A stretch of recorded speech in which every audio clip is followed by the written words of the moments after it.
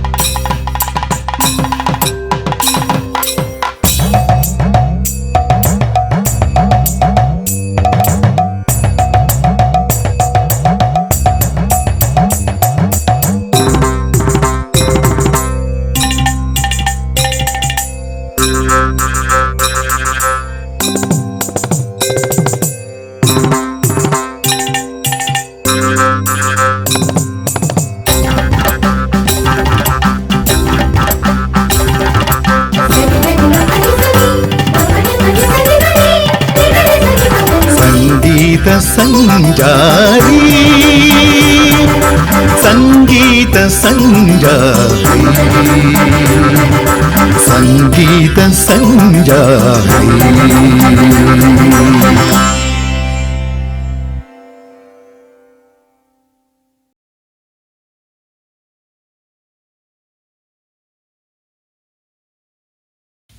ഇത്രയും വലിയ നുണകളൊക്കെ പറയൂലേ? നമ്മള് ശരിക്ക് എന്തൊക്കെയോ അങ്ങോട്ട് ഏതോ ലോകത്തെത്തിച്ചു കളയും. ഇനി ഒരു നുണയും കൂടി പറഞ്ഞുതരാം. കേക്ക് മാലക്കപ്പുറം പാണ്ടി ഇന്ന് ആണ് കാണാ പെണ്ണൊന്ന് വന്നിക്കോളി. ഓളി എന്ന് പറയാൻ ബഹുമാനാണ്. അത് നിങ്ങൾ കോഴിക്കോട് കൂടുതൽ പറയുന്നത് ഓളി. ഓളി എന്ന് പറഞ്ഞാൽ ബഹുമാനത്തോടു കൂടി പറയുന്നത്. കേക്ക് മാലക്കപ്പുറം പാണ്ടി ഇന്ന് ആണ് കാണാ പെണ്ണൊന്ന് വന്നിക്കോളി. ആണിനെ കണ്ടുവിടാം, അങ്ങനത്തെ ഒരു സ്ത്രീയാണ്. ആണിനരങ്കിലും കണ്ടുവിടോളി, പേരിനറിവിലും കേട്ടുവിടോളി.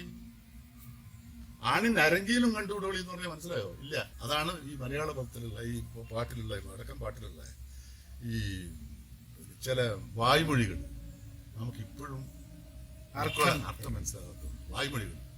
അരങ്കി എന്ന വാക്കിന്റെ അർത്ഥം സ്വപ്നമെന്ന്. ആണിനരങ്കിലും കണ്ടുവിടോളി, പേരിനറിവിലും കേട്ടുവിടോളി. കണ്ടനുള്ള വീട്ടിൽ കയറ്റമില്ല, കുട്ടൻ കുടിച്ചാല പാലും വേണ്ട. ആണുങ്ങളെ പേര് പറയുന്നത് നമുക്ക് ഇഷ്ടമല്ല. കണ്ടനുള്ള വീട്ടിൽ, കണ്ടൻ എന്ന് പറയാൻ പുരുഷൻ, കണ്ടൻ പൂച്ച എന്ന് പറയുന്ന. ആ, കണ്ടനുള്ള വീട്ടിൽ കയറ്റമില്ല, കുട്ടൻ കുടിച്ചാല പാലും വേണ്ട. പശുവിന്റെ കുട്ടനാണെങ്കിൽ കുട്ടനാണ് കുടിച്ചെങ്കിൽ പിന്നെ പാല് കുടിക്കും. ഇതിന്റെ ട്യൂണ് പ്രഭാകരനെ ശ്രദ്ധിച്ചില്ലേ?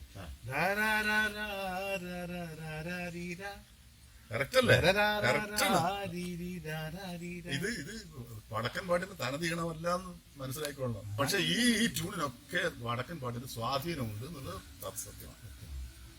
അല്ലാതൊരു ഈണത്തിൽ പാടിയാൽ നമ്മൾ ഇതിനെ നശിപ്പിക്കലായി പോകും. ഒറ്റയ്ക്ക് ഇത് പാടണമെങ്കിൽ ഒരു കൂട്ടായ്മയിൽ ഇത് രണ്ടു വട്ടം പൊലിപ്പിച്ച് പാടാൻ ആൾക്കാരില്ലാത്ത പക്ഷം ഞാൻ ഒറ്റയ്ക്ക് പാടുമ്പോൾ ഇതിങ്ങനെ പാടാൻ പറ്റും.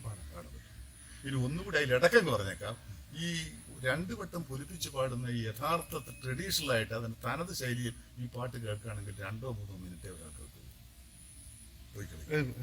കാരണം മടുപ്പാണ്. ഇതിൽ ആവർത്തന വിരസത ഈ വടക്കൻ പാട്ടിന്റെ ശാപമാണ്. പക്ഷെ എന്ത് വേണം, ആവർത്തന വിരസതയ്ക്ക് ഇടം കൊടുക്കാതെ ഈ പാട്ടിന് അപ്പുറമുള്ള വരികളൊക്കെ നമ്മൾ സ്വീകരിക്കുകയാണെങ്കിൽ ഒരു കഥ നമ്മുടെ മുമ്പിൽ അങ്ങനെ പ്രഭാകരൻ. അങ്ങനെയാണെങ്കിൽ ആവർത്തന വിരസത ഇല്ലാതാക്കാൻ വേണ്ടിയിട്ട് ഈ ട്യൂണിനൊന്ന് മാറ്റി പിടിച്ചേക്കും. ട്യൂണ് മാറ്റാൻ കഴിയില്ലല്ലോ, കാരണം ഇത് എനിക്ക് നമ്മളിപ്പോ ഞാനും പാടുകയാണെങ്കിൽ പ്രേമന്റെ പക്ഷേ ഇതിന്റെ ബേസ് ഒരു ട്യൂൺ നമ്മുടെ മനസ്സിലുണ്ടാവണം. വടക്കൻ പാട്ടിന്റെ തനത് ശൈലി, ആ ബേസ് നമ്മുടെ മനസ്സിലുണ്ടെങ്കിൽ അപ്പൊ നിങ്ങൾക്ക് ഇത് പാടാം. കാരണം നിങ്ങൾക്ക് സംഗീതത്തിൽ അതിനെപ്പറ്റി ധാരണ ഉള്ളതുകൊണ്ട് നിങ്ങൾക്ക് പാടാൻ അതിനൊരു കുഴപ്പമില്ല. പക്ഷേ ഇതിൽ നിന്ന് വ്യതിചലിച്ചുകൊണ്ടുള്ള വേറൊരു ഏതെങ്കിലും ട്യൂൺ കൊണ്ടുവന്നാൽ വടക്കൻ പാട്ട് നമ്മൾ നശിപ്പിക്കുന്നു എന്ന് പറയും. അപ്പൊ അത് ഒരു ട്യൂൺ ഇട്ടിരുന്ന ആ ട്യൂണിൽ തന്നെ അത് എല്ലാം അവസാനം വരെ പോകണം. നമ്മൾ പോകണം. ആ സാധനത്തിന്റെ ഒരു സാധനം നമ്മുടെ കയ്യിൽ അതിന്റെ ഒറിജിനൽ ബേസ് വേണം. ബേസ് വേണം, കറക്റ്റ് ബേസ് വേണം. അതാണ് ഇല്ലെങ്കിൽ ഈ പാട്ട് നമ്മൾ നശിപ്പിക്കായി. മനസ്സിലായി? മാത്രമല്ല ഈ മഞ്ചരി വൃത്തം നിങ്ങൾക്ക് ഏത് ട്യൂണിലും പാടാൻ പറ്റും. അത് വളരെ ഫ്ലെക്സിബിൾ ആയിട്ടുള്ള ഏത് ട്യൂണിലും. മാപ്പിളപ്പാട്ടുകളൊക്കെ ഇഷ്ടം പോലെ. പക്ഷെ അതൊക്കെ ഇതിന് പറ്റില്ല. അതാണ് ശ്രദ്ധിക്കേണ്ടത്. ഞാൻ പറഞ്ഞു വന്നത് പിന്നെ കണ്ടനുള്ള വീട്ടിൽ കയറ്റമില്ല, കുട്ടൻ കുടിച്ചാല പാല് വേണ്ട, ആണ് തൊട്ട് അരി വേണ്ട, ചോറ് വേണ്ട, ആണുള്ള അരങ്ങിൽ അടിവെക്കൂല.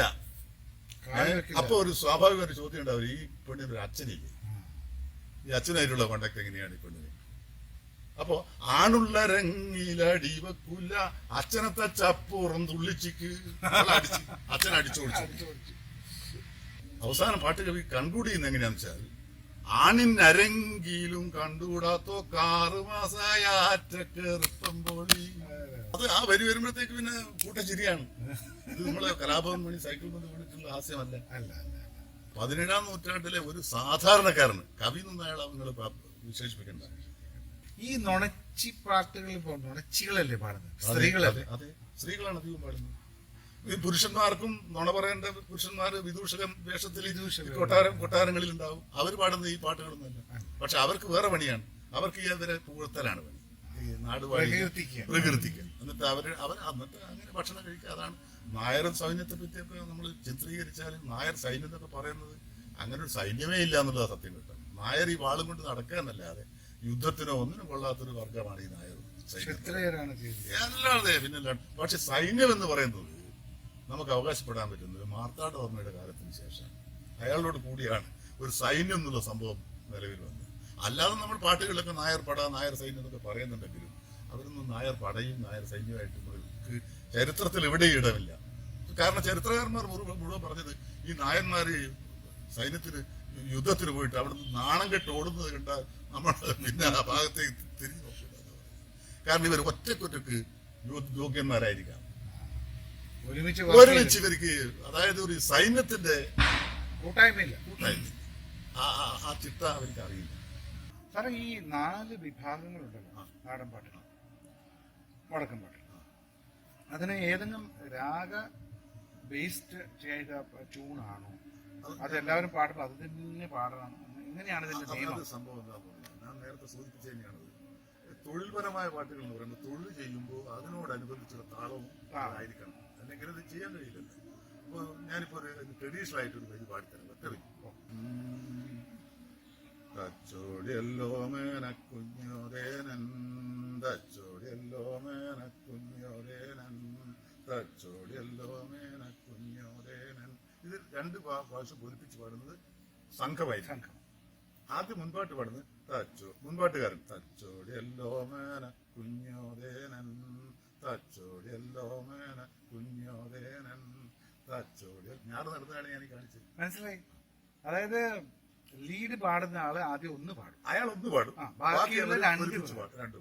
അപ്പോഴത്തേക്ക് 3, 4, 6 നട്ടുപോയി അത് ഒന്ന് സ്പീഡാക്കുകയാണെങ്കിൽ വേഗത്തിൽ മാറിയിടും.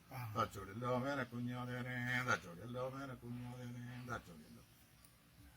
ജമ്മിമാരും ആരെങ്കിലും വരമ്പത്തൂടെ പോകുന്നുണ്ടെങ്കിൽ ഒരു പാട്ടിന്റെ സ്പീഡ് അങ്ങ് കൂട്ടും. അപ്പൊ ഞാൻ കൂടുതൽ നടും, അവർക്ക് സന്തോഷമാവും. ഇതൊക്കെ അപ്പൊ അങ്ങനെ ഇതിൽ പാടുമ്പോൾ വിനോദപരമായിട്ട് ഈ പാട്ട് പാടുന്നത് ഞാൻ പറഞ്ഞല്ലോ. അവിടെ കൈമുട്ട് അവിടെയാണ് വടക്കൻ പാട്ടിൽ വരുന്നത്. കൈമുട്ടിക്കൊണ്ട് പാടുന്നത്. അത് എങ്ങനെയാണ് ഈ കൈമുട്ട് പാട്ട് വന്നതെന്ന് പറഞ്ഞാൽ അതിനൊരു ഐതിഹ്യമല്ല, ചരിത്രമാണ്. പിന്നെ കല്യാണം, പണ്ട് കാലത്ത് കല്യാണങ്ങൾ നടക്കുമ്പോൾ നട്ടപ്പാതിര നേരത്താണ് ഈ കല്യാണ പുരുഷൻ ഈ വരന്റെ സംഘം വരിക. ഈ നായർ തറവാട്ടുകളിലാണ് ഇത് നടക്കുന്നത്. അപ്പോ നായർ തറവാട്ടുകളിലേക്ക് ഈ വരന്റെ സംഘം വരുന്നത് ഏകദേശം 12 മണിയോടെ അടുത്തായിരിക്കും, അർദ്ധരാത്രിയായിരിക്കും. കാരണം അവർ അത്രയും അകലത്ത് നടന്നു വരുന്നതല്ലേ. അന്നത്തെ കല്യാണത്തിന് ഈ പൊടമുറിക്ക് അന്ന് കാലത്തിനൊന്നും വലിയ മഴക്കാലം അവരൊന്നും ഒഴിവാക്കി വെക്കുന്നല്ലാതെ എപ്പോഴും കല്യാണം തന്നെയായിരിക്കും. അപ്പോ ഇവർ വരുമ്പോ ഈ വധുവിന്റെ വീട്ടിലെ വേണ്ടത്ര വിളക്കുകളൊന്നും ഉണ്ടാവും. കാരണം അന്ന് കറണ്ട് സപ്ലൈ ഒന്നും ഇല്ലാത്ത നാട്ടുപ്രദേശങ്ങളിൽ അതൊന്നും ഇല്ലല്ലോ. അപ്പൊ അവിടെ അന്ന് ആശ്രയിക്കുന്ന ഒരു പിന്നെ വിളക്ക് ഏതാണെന്ന് വെച്ചാൽ 12-ാം നമ്പർ റാന്തൽ എന്ന് പറഞ്ഞ വിളക്കാണ്. അവിടെ പാരീസ് എന്നൊക്കെ പറയും. പാരീസ് കാറ്റഗറി എന്താണ് റാന്തൽ വിളക്കുകൾ. അങ്ങനെയാണ് ഈ റാന്തൽ വിളക്കുകൾ ഇങ്ങനെ മുറ്റും ആടെ ഇവിടെയൊക്കെ ധാരാളം കത്തിച്ചു വെച്ചിരുന്നു. തൂക്കി. അതില് കുറച്ചുകൂടെ കാലം പരിഷ്കരിച്ചപ്പോ പുരോഗമിച്ചപ്പോ ആടെ ഇവിടെയൊക്കെ കുറച്ച് പെട്രോൾ മാക്സുകൾ കത്താൻ തുടങ്ങി. പക്ഷെ പെട്രോൾ മാക്സുകൾക്ക് ലിമിറ്റ് ഉണ്ടാവില്ല, വലിയ വാടക കൊടുക്കണം. ഒരു 4-5 പെട്രോൾ മാക്സേ ഉണ്ടാവുള്ളൂ. അപ്പൊ ഇവിടെ പിന്നെ വരനും സംഘവും ഒക്കെ വരുന്ന കോണിക്കൽ ഒരു പെട്രോൾ മാക്സ് കെട്ടി തൂക്കും നിർബന്ധമായിട്ടും. വീടിന്റെ ഒരു അലങ്കാരത്തിന് വഴി അറിയാനും വീടിന്റെ ഒരു ഭംഗി ഇതൊക്കെ കാണാൻ വേണ്ടിയിട്ട് അവര് മുമ്പിലൊന്ന് വെക്കും. അപ്പൊ മുറ്റത്തൊന്ന് വെച്ചിട്ടുണ്ടെങ്കിൽ ദേഹക്കാരൻ അങ്ങനെ വിളിച്ചു പറയും, ഇവിടെ ഒരു മാക്സ് മതിയാവില്ല, വെച്ച് വിളമ്പിയതിന്റെ അകത്ത് എന്തെങ്കിലും വീണിട്ടുണ്ടെങ്കിൽ ഞാൻ ഉത്തരവാദിയില്ല പറയുമ്പോഴത്തേക്ക് തന്നെ ഈ വീട്ടുകാരൻ 2ാമത്തെ മാക്സ് എടുത്ത് അയാള് ഭാഗത്തേക്ക് ഓടിപ്പോയി അയാൾ കൊടുത്ത് 2 നീ എടുത്തോ, വെച്ചുണ്ടാക്കിയ സാധനം വൃത്തിയായിട്ട് കിട്ടണം എന്നുള്ള കാര്യത്തിൽ അയാൾ പോയി അടിയറിവ് പറയും. അങ്ങനെ നിൽക്കുമ്പോഴാണ് ഈ കല്യാണം ക്ഷണിക്കാത്ത കുറെ വിഭാഗങ്ങളുണ്ടാവും നാട്ടിലെ അടിസ്ഥാന വർഗം, അതൊക്കെ അടിയാളർ എന്ന് പറയുന്നത്. അങ്ങനെ ഒരു കാലമായിരുന്നല്ലോ അത്. അപ്പൊ അവർക്ക് അന്നൊരു സദ്യ കിട്ടും. എന്താ സന്തോഷത്തിൽ നേരത്തെ അവർ തയ്യാറായിട്ട് ഈ കല്യാണ വീട്ടില് പല സ്ഥലങ്ങളിലായിട്ട് ഇരിക്കുന്നുണ്ടാവും. ഇങ്ങോട്ട് പ്രവേശനമൊന്നുമില്ല, തീണ്ടാപ്പാടകലം അതൊക്കെ അറിയാലോ, ഞാൻ പറയണ്ടല്ലോ. ഇന്നത്തെ കാലം ഓരോരുത്തർക്കും ഇത്ര അടി ദൂരം എന്നാണ്, മനസ്സിലായില്ലേ? പൊലയനും ഈഴവനുമായിട്ട് ഇത്ര അടി ദൂരം, ഈഴവനും നായരുമായിട്ട് ഇത്ര അടി ദൂരം, നായരും നമ്പൂതിരിയായിട്ട് ഇത്ര അടി ദൂരം. അങ്ങനെയുള്ള ആ കാലത്താണ് സംഭവം നടക്കുന്നതെന്ന് മനസ്സിലാക്കണം. അപ്പൊ അവിടെ അന്ന് ഇവരുടേതായ ഒരു കോൺട്രിബ്യൂഷൻ എന്താണെന്ന് ചോദിച്ചാൽ, ഇവര് ഈ വീട്ടുകാരനെ അല്ലെങ്കിൽ നാടുവാടിയനെ അല്ലെങ്കിൽ വീട്ടിലെ ജന്മിയെ സന്തോഷിപ്പിക്കാൻ വേണ്ടി ഇവര് നേരത്തെ ഒരു കാര്യം ചെയ്തിരിക്കുകയാണ്. ഇടവലത്തുള്ളവർക്ക് അത് അവർ പറയാതെ ചെയ്യുന്നതാണ്. അതായത് ഈ വീടോടുള്ള പരിസരങ്ങളെല്ലാം അടിച്ചു വായി വൃത്തിയാക്കി ചണ്ടി എന്ന് പറയുന്നത് ഈ ചണ്ടി ഇങ്ങനെ കൂട്ടിയിട്ടുണ്ട്. അപ്പൊ വീട്ടിന്റെ പരിസരത്തുള്ള എല്ലാ മാലിന്യങ്ങളും കൂട്ടിയിട്ടുണ്ട്. പ്ലാസ്റ്റിക് ഒന്നും ഇല്ലാത്തതുകൊണ്ട് ഇതെല്ലാം അങ്ങനെ വൃത്തികേടുള്ള മാലിന്യങ്ങളല്ലല്ലോ. ഈ വരനും സംഘവും ഈ വയലിലൊക്കെ എത്തി കഷ്ടപ്പെട്ടെല്ലാം കൂടി ഈ കല്യാണ വീട്ടിന്റെ അടുത്തേക്ക് എത്തുമ്പോഴത്തേക്കും കല്യാണ വീട്ടുകാർക്ക് ഇവരുടെ ചൂട്ട വെളിച്ചം കാണാൻ സാധിക്കും. വരിയായിട്ട് ഇവർ വരുന്ന നടവരമ്പിൽ കൂടി ഇവർ വരുമ്പോൾ ഉണ്ടാകുന്ന 5, 10, 16 ചൂട്ടകളുണ്ടാവും. ആ ചൂട്ട കാണുമ്പോൾ ഇവരെന്ത് ചെയ്യുമെന്ന് വെച്ചാൽ ഇവർ ഈ പറഞ്ഞ നേരത്തെ അടിച്ചുകൂട്ടി വലിയ മേലേരിയായിട്ട് കൂട്ടിയിട്ടുള്ള ഈ ചണ്ടിക്ക് തീ കൊടുക്കും. അപ്പൊ പിന്നെ ഈ വീട്ടിന്റെ പ്രഭ എന്ന് വർദ്ധിക്കുക. അതോടുകൂടി ആ വീട്ടുകാരൻ അങ്ങേയറ്റം സന്തോഷിക്കും. കാരണം ഈ വെളിച്ചമില്ലാണ്ട് ഈ ഇവരൊക്കെ ഇങ്ങനെ പെട്രോൾ മാക്സിനൊക്കെ അടികൂടുന്ന സമയത്താണ് ഈ വെളിച്ചം വേണ്ട പോലെയുള്ള വെളിച്ചം കിട്ടുന്നതെന്ന് പറഞ്ഞാൽ തന്നെ വീട്ടുകാരൻ വളരെ ഇതായിട്ട് സന്തോഷം കൊണ്ട് തുള്ളിച്ചാടുകയാണ്. അങ്ങനെ ഇവര് എന്ത് ചെയ്യുമെന്ന് പറഞ്ഞാൽ ആ സന്തോഷത്തിൽ ഇവരും പങ്കുചേരുന്നിടത്താണ് ഈ കൈമുട്ടി പാടിക്കൊണ്ട് വടക്കൻ പാട്ട് പാടി. മനസ്സിലായില്ലേ? അതിന്റെ ഈണം എന്താന്ന് ചോദിച്ചാൽ തച്ചോളിയല്ലോ മേന കുഞ്ഞോദേനൻ തച്ചോളിയല്ലോ മേന കുഞ്ഞോദേനൻ തച്ചോളിയല്ലോ. ഇത് ഒറ്റയ്ക്ക് പാടാൻ പറ്റില്ല. അതെ, 2 പ്രാവശ്യം റിപ്പീറ്റ് ചെയ്യണം. റിപ്പീറ്റ് ചെയ്യണം. വടക്കൻ പാട്ട് ഏത് സമയം നമ്മൾ 2 പ്രാവശ്യം പൊലിപ്പിച്ച് പാടണം എന്നുള്ളതാണ്. അതായത് അടിസ്ഥാനപരമായിട്ട് നിയമമാണ്. അപ്പൊ തച്ചോളിൽ അങ്ങനെ കുഞ്ഞു തന്നെ എന്നുള്ള ഒരാൾ പാടുമ്പോ മറ്റേ ആള് ഇയാളോ മുൻപാട്ട് പാടുമ്പോ ഇയാൾ താളം കൊടുക്കണം. എന്നിട്ട് ഈ 2 വട്ടം അവർ പൊലിപ്പിച്ച് പാടിയിട്ട് അവരൊന്ന് മുൻപാട്ടുകാരനുണ്ട് പാട്ടെ കൊണ്ട് ഏറ്റുവാങ്ങൽ. അതൊരു മനോഹരമായിട്ട്. അപ്പൊ അങ്ങനെ ഈ പാട്ട് ഏറ്റുവാങ്ങി പാടി അങ്ങനെ ഇവർ പിന്നെ അങ്ങനെ ആക്കുമ്പോ എടവും പല ഒത്ത ചങ്ങായികളെ എടവും പല ഒത്ത ചങ്ങായികളെ എടവും പല ഒത്ത ചങ്ങായികളെ ഇങ്ങനെ പാടിയിട്ട് പറയുന്നതാണ്. ഇനി ഇങ്ങനെ കുറെ നേരം നമ്മൾ ഒരേ നൃത്തം നിൽക്കുന്നത്. കാലൊന്ന് തെറ്റിച്ച് വെക്കുമ്പോള് കാലൊന്ന് തെറ്റിച്ച് വെക്കുമ്പോള് കാലൊന്ന് തെറ്റിച്ച് വെക്കുമ്പോള്. ഇപ്പൊ ശരിക്കും വളരെ പാട്ടായി അല്ലേ? എന്താ അതിന്റെ ആ ഒരു ലയം? നല്ല സുഖമല്ലേ? അപ്പൊ ആ പാട്ട് കൈമുട്ടിയിട്ട് ഇത് പാടുന്നത് കേൾക്കാൻ ഇഷ്ടം പോലെ ആളുണ്ടാവും. നമ്മൾ നേരത്തെ പറഞ്ഞ ഞാറ് നടുമ്പോ പാടുന്ന വടക്കൻ പാട്ടിന്റെ ഈണവും ആയിട്ട് ഇതിന് യാതൊരു ബന്ധമില്ല. അത് പിന്നെ അതൊരു 1-3 താളത്തിൽ കേട്ടോ. അതങ്ങനെ അതുകൊണ്ട് മുറുകുന്ന നേരത്ത് അതെങ്ങനെയാന്ന് വെച്ചാല് മുട്ടോളം ചോരയിൽ നിന്നുകൊണ്ട് മുട്ടോളം ചോരയിൽ നിന്നുകൊണ്ട് മുട്ടോളം ചോരയിൽ നിന്നുകൊണ്ട് കോട്ട പിടിച്ച് കൊടിയും കുത്തി കോട്ട പിടിച്ച് കൊടിയും കുത്തി കോട്ട പിടിച്ച് കൊടിയും കുത്തി കച്ചവടത്തിന് കോട്ട പിടിച്ചേർത്തില്ല ആ സന്തോഷത്തിൽ മുറുകി പാടുകയാണ്.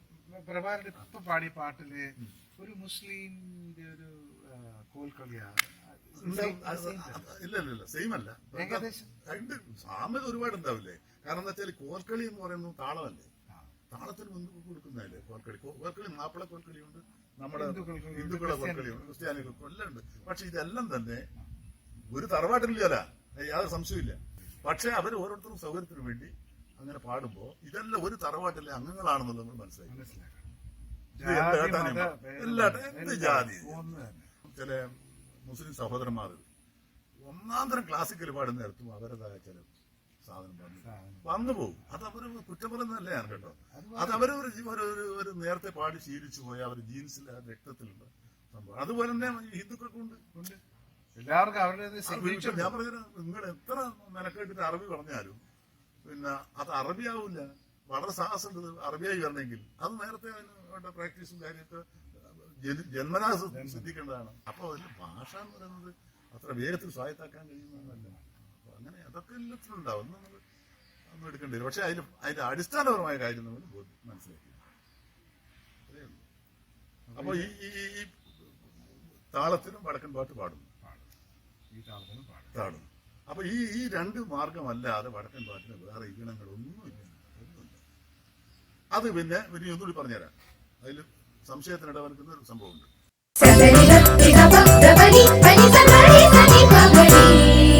സംഗീത സഞ്ചാരി സംഗീത സഞ്ചാരി സംഗീത സഞ്ചാരി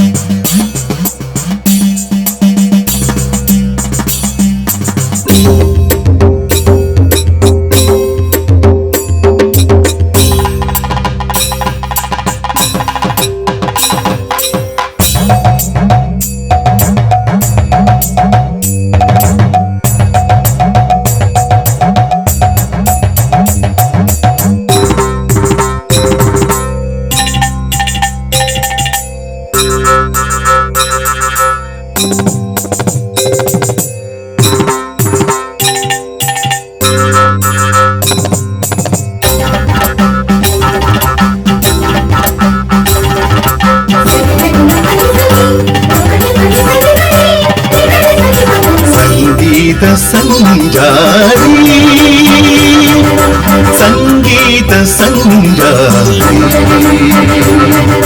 संगीत संजारी